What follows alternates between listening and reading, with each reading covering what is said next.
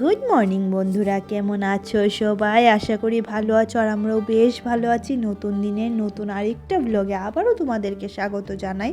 আর আজকে সকালটা শুরু হয়েছে মিঠির স্কুল ক্যাম্পাস থেকে, যেখানে চলে এসেছি বই নেওয়ার জন্য। আর প্রত্যেকেই দেখো হাতে করে একটা একটা ব্যাগ নিয়ে যাচ্ছে।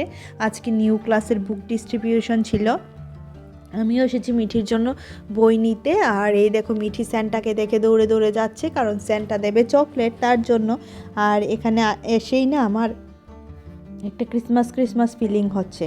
তো মিঠি তো স্কুলে আসতে খুব ভালোবাসে। যখন বলেছি যে বাবা কালকে কিন্তু স্কুল আছে, ঘুম থেকে তাড়াতাড়ি উঠে পড়বে, তো যথারীতি মেয়ে আমার উঠে পড়েছিল। আর এখানে দেখো সেন্টার সাথে হাতে হাত মিলিয়ে আবার চলেও আসলো। তো এই ফাঁকে ভাবলাম তোমাদেরকে একটু ডেকোরেশনটা শেয়ার করে দিই।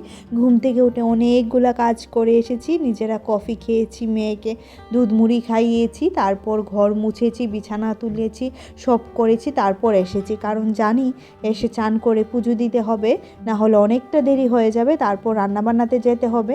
তার জন্য যতটুকু পেরেছি সেটা করে আসার চেষ্টা করেছি।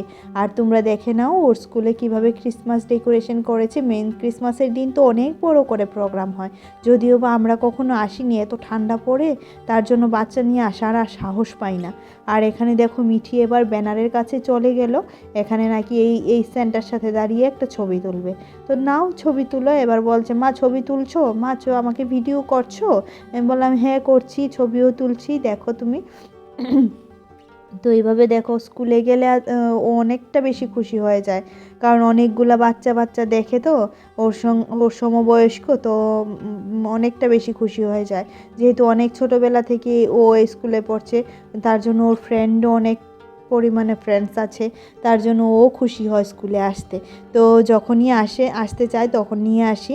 আর এই দেখো এবার হয়ে গেছে, এখন আমার সাথে এখানে দেখছে মানে এখানে ঘরটা দেখছে, যেখানে সাজিয়েছে খুব সুন্দর করে। দেখো তুলো দিয়ে স্নো বানিয়েছে, আর এগুলো হচ্ছে এমনিতে গাছ। আর দেখো এখানে বললাম না সারাটা স্কুলে লাইট দিয়ে সাজিয়েছে, রাত্র হলে জানি অনেকটা সুন্দর লাগে। তো ঘরে এসে স্নান করার পর, এখন তো শীতকাল, তো মুখে একটু ক্রিম দিয়ে নিচ্ছি। আমি এমনিতে কিছু দেই না, কারণ শীতকালে একটু দিতে হয়, না হলে মুখ টানে। আর গরমকালে আমি কিছুই দেই না, এমনিতেই থাকি, কিছু দেওয়া আমার ভালো লাগে না, যেহেতু আমি প্রচণ্ড পরিমাণে ঘামি, তার জন্য আমি কিছু ট্রাইও করি না। আর এখানে দেখো সিঁদুর দিয়ে দিচ্ছি। আর মেয়েদের তো মানে বাড়ির বউদের তো এইটুকুই সাজ, শাখা সিঁদুর সব কিছু ঠিকঠাক থাকবে, তাই না? আর এগুলাকে আমি মেনটেন করার চেষ্টা করি যতটুকু পারি। তো চলো সোজা পুজো দিতে চলে যাই। আর কথা বলতে বলতে দেখো এখানে পুজোও দেওয়া হয়ে গেছে। আজকের পুজোটা আর শেয়ার করিনি, গোপালকে স্নান করিয়ে আবার পঞ্চটা পরিয়ে দিয়েছি। আর এখানে মিঠি খাচ্ছে ফ্রুটস, যেটা আমি পুজোতে দিয়েছিলাম, ছিল অ্যাপেল আর অরেঞ্জেস, তো খাচ্ছে দেখো। আর এখানে বসে বসে খাচ্ছে আর টিভি দেখছে, এই তো। আর এখানে রান্নাঘরে চলে আসলাম, রান্না বসাবো। তার জন্য দেখো আগে গ্যাসটা জ্বালিয়ে আগে প্রণামটা করে নিলাম, যেহেতু অগ্নিদেবতাকে নিয়ে এখন কাজ করব, তো অগ্নিদেবতাকে তুষ্ট রাখাই তো মেইন কাজ, তাই না? এটা আমার সবসময়ের অভ্যাস বলতে পারো, বিয়ের পর পরই অভ্যাসটা। যখন এ বাড়িতে এসেছি তখন এই অভ্যাসটা তৈরি হয়েছে। কেন জানি ভয় করে, রাত্রে আমি একবার নয় দুবার নয় 3 থেকে 4 বার করে গ্যাসটা দেখেছি, গ্যাসটা অফ আছে নাকি, গ্যাসটা অফ আছে নাকি। এটা আমার মনের একটা ভয় মনে করতে পারো, কিন্তু না, এমন কখনো হয়নি যে গ্যাস অন থাকবে আমি ঘরে চলে যাব, কখনোই এমনটা হয়নি। তো এখানে বাঁধাকপিটা ধুয়ে নিচ্ছি। অনেকে বলতে পারো যে আমরা তো বাঁধাকপি কাটার আগে ধুই। হ্যাঁ, আমার বাপের বাড়িতেও আমার মা কাটার আগে ধুতো, কিন্তু এখানে এসে দেখেছি ধুয়ে কাটে, মানে কেটে ধোয়। তো যেখানে যেটা নিয়ম সেখানে সেটা আমারও একটা অভ্যাসে পরিণত হয়ে গেছে, কি করব বলো। আর এখানে দেখো এবার এটাকে বসিয়ে দিলাম, আর অল্প একটু লবণ দিয়ে দেবো, তাহলে খুব তাড়াতাড়ি সেদ্ধ হয়ে যাবে। আর এটা থেকে প্রচুর পরিমাণে সারের গন্ধ বেরোচ্ছিল, মনে হচ্ছিল সারগুলো একদম ঢেলে ঢেলে দিয়েছে। তো এই দেখো এখানে লবণ দিয়ে দিলাম, লবণ দিয়ে এবার ঢাকা চাপা দিয়ে দেবো, তাহলেই হয়ে যাবে সেদ্ধ।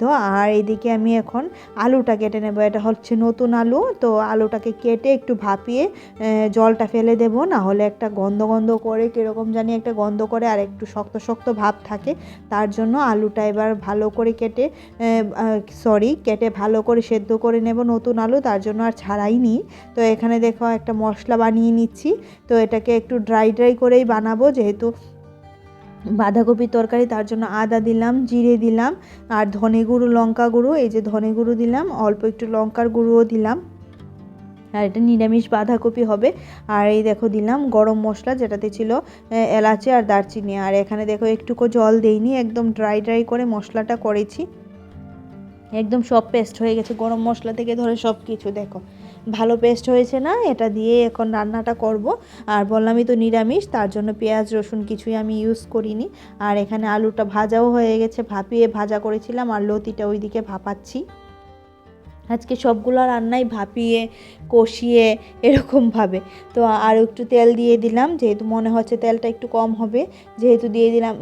তো দেখো ফোড়নে দিয়ে দিলাম তেজপাতা, শুকনো লঙ্কা 2টা, আর দিয়ে দিলাম এখানে হচ্ছে 5 ফোড়ন। তো এটা দেওয়ার পর দেখো এবার দিয়ে দিলাম টমেটো আর কাঁচা লঙ্কা।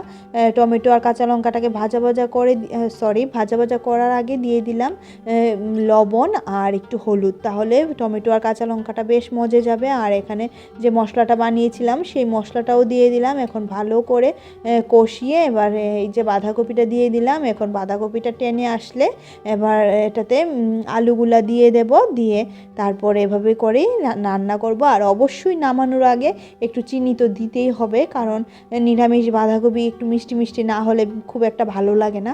তো এখানে দেখো এবার এইগুলা নামিয়ে নিচ্ছি। তো দেখো বাঁধাকপিটা আমার কেমন হয়েছে জানাবে। আর এই বাঁধাকপিটা পেয়ে ইচ্ছা করছিল দুপুরেই রুটি বানিয়ে বা লুচি বানিয়ে খাই, তবে উপায় নেই, সবাই তো আর রুটি লুচি খাবে না, ওরা ভাত খাবে। তো যথারীতি আমারও ভাত খেতে হবে। তো এখানে দেখো বাঁধাকপিটার ফাইনাল লুক কেমন হয়েছে জানাবে। আর এখানে শুটকি মাছটা ভাজছি, এটা হচ্ছে চন্দনা শুটকি মাছ, এটা দিয়ে রান্না করব লতি। আর বললাম না শীতের দিনে একটু একটু ঝাল ঝাল করে শুটকি মাছ খেতে খুব ভালো লাগে। ইদানিং দেখছি মিঠিও খুব পছন্দ করছে। তো এখানে দেখো এটা তুলে নিলাম, ভাজা হয়ে গেছে। এখন এই তেলে আর একটু অল্প একটু তেল দিয়ে দেব, দিয়ে এবার রান্নাটা করব। তো এই দেখো তেল দেওয়া হয়ে গেছে। এবার পেঁয়াজটাকে সুন্দর করে হাত দিয়ে কচলে দিয়ে দেব, যাতে করে পেঁয়াজগুলো খুলে যায়। তো এবার দেখো পেঁয়াজটা ভাজা ভাজা করে নেব, খুব ভালো করে ভাজতে হবে পেঁয়াজটা। এবার একটা মশলা বানিয়েছিলাম সেটা দিয়ে দেব। এবার বলতে পারো হামানদিস্তাতে কি মশলা বানিয়েছো? অ্যাকচুয়ালি পেঁয়াজ রসুন আর লঙ্কা নিয়েছিলাম যে মিক্সচারে করব, কিন্তু তখন কারেন্ট চলে গেছিলো, অগত্যা আমাকে হামানদিস্তাতে নিতে হয়েছে। নিয়ে এবার এটাকে মানে কুটে তারপর দিয়েছি রান্নাতে। এই হচ্ছে ঘটনা। আর হলুদ লবণ তো দিয়েই দিলাম। এবার দিয়ে দেব সেদ্ধ করা কচুর লতিগুলো। আজকে রান্নাটা অনেকটা দেরি হয়ে গেছে, যেহেতু বললাম না সব কিছু ভাপিয়ে কষিয়ে রান্না করতে হয়েছে তার জন্য। আর এখানে দেখুন দিয়ে দিলাম কচুর লতিটাকে এবার ভালো করে নাড়াচাড়া করে রান্না করে তারপর এটাতে শুটকি মাছ দিয়ে তারপর রান্নাটা নামিয়ে নেব। এই দেখো ঢাকা চাপা দিয়ে দিলাম। আর এদিকে যথারীতি আমার কিছু বাসন ছিল, ধোয়া হয়ে গেছে, কিছু নয় অনেকটা বাসন ছিল ভাই, অনেকটা বাসন ছিল। আর দেখো এবার ছাদ থেকে কম্বলটা নিয়ে আসলাম। এবার দেখো নিচে চলে যাচ্ছি, মানে ঘরে চলে যাচ্ছি কম্বলটা নিয়ে।